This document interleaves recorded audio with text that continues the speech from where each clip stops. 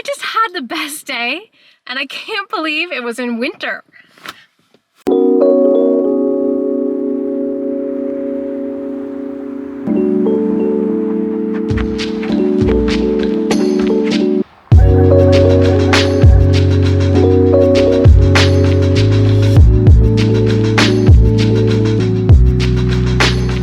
Hello from Baxter's Harbour. So today I am going winter foraging with Gourmet by Nature, foraging and wild food. I'm so excited. We're up here on North Mountain and it actually isn't as cold as I thought it would be, which is amazing. I am better dressed. I'm so terrified of being cold today. So I still have my scarf from Tatamagouche, bought a hat from Winners, and then everything else I borrowed. Next week I am going winter clothes shopping, but until then, my mom and aunt pretty much outfitted me, so thank you so much. This is my happy place, and we can get outside and have a look around. We're going to find a few things that definitely we can use. Some are medicinal, some for eating, great for vitamin C this time of the year. You know, the earlier settlers didn't know any of that, and a lot of them died from scurvy when they first arrived, when there were things all around them that probably could help them a little bit. So we're going to have a quick walk just through the bush, and then we're going to go in by a fire, and we'll have a few little tastes of things that we've tried to showcase of the woods today.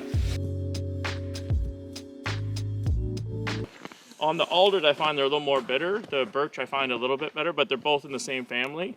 So you can just eat these raw if you want to try them. Now I just say a little piece. I find the alders a little bit more bitter. The birch I find a little bit better flavor. We're going to try and fry some of these back up at the cabin on the fire. Would you like to try one? Yeah, thanks. Alder catkin.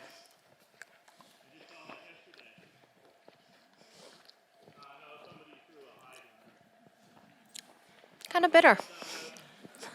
I think this might be one of the things you need to cook. We're really starving in the wintertime. A tree like this. And here is, this is a spruce tree.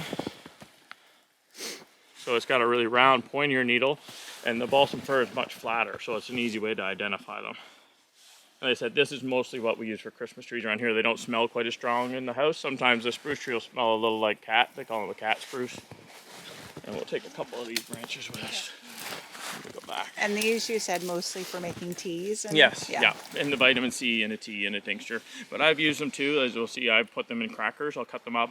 I've used them in stews instead of using rosemary and things like that. So as long as you don't overdo it, you can see the bubble coming out. Oh, okay. So the original gum people used to get was from spruce trees. Spruce gum. Yeah. And so that's a resin that comes out of the tree. And I have a little bit in my bag if anybody wants to try it. But this also, vitamin C. Vitamin C is spruce. Okay. This is spruce, yeah. Spruce gum. This is what and I'm not sure if you can still get it, but they used to market this and sell it. And it will turn purple, and it will get crumbly in your mouth at first, but if you keep chewing it, it will turn into gum, and it'll be purple a lot of times.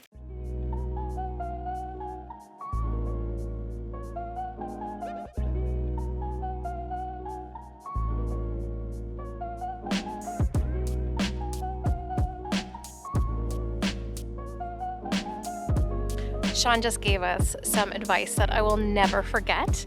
There are both coyotes and bobcats in the area. When you see the snow prints, if it has a claw, it's probably a coyote, whereas a bobcat kind of keeps its claws in. However, if you see a coyote, do not run, because it's like a dog, so it will chase you and then it becomes a predator-prey relationship.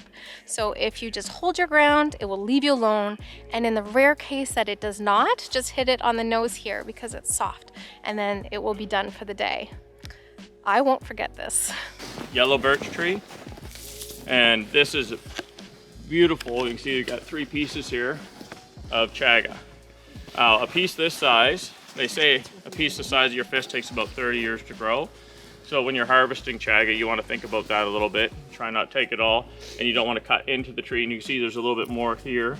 So if I was going to harvest this, we're going to leave this one because I have enough already personally. So I'll keep this until I need to harvest it.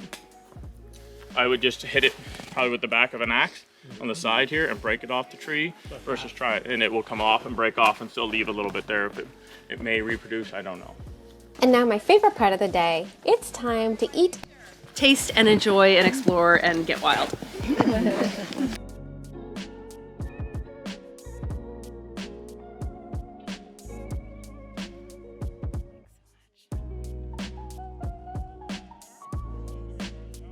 One of the things I was most interested in is the Chaga Tea, which they brewed for us because it's such an expensive ingredient and it's very trendy, and Nova Scotia just has lots of it all along the trees, and I don't think a lot of people know how valuable it really is, so I guess that's a good thing. So I'm going to try a little bit. Ooh.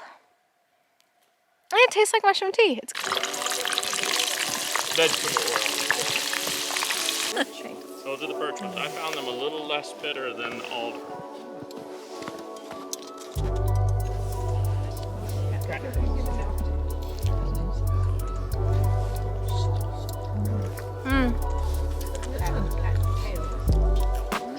They're much better cooked. Yeah. The raw ones were a little bit bitter. Yeah. We also ate wild sourdough bread with spruce and rosehip toasted on the fire, crackers made with sourdough discard and pine and birch, and fantastic rosehip, spruce, and bergamot jelly. Before we left, Tara gave us tea bags so we could each make our own custom wild forage tea.